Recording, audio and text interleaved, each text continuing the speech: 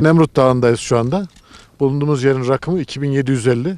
Hemen sırtım arkamda bulunan bölge tam rakım 3000.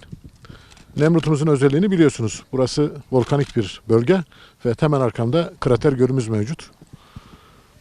Tabii karı görüyorsunuz. Bitlisimiz çok yoğun bir kış yaşadı bu sene.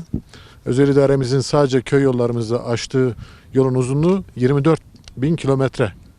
Yaklaşık 8 milyon lira civarında bir masraf yaptık.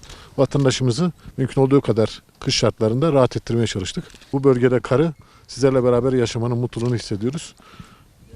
Ama vatandaşlarımız da bu güzelliği görmeleri için özel idaremiz şu anda sizin de çekim yaptığınız ortamda yolumuzu açıyoruz. Bütün vatandaşlarımızı karla beraber Nemrut'umuzu, krater gölümüzü ziyaret etmeye bekliyoruz. 10 gündür buradayız. Ekiplerimiz çalışıyorlar. Gece de çalıştırıyoruz onları.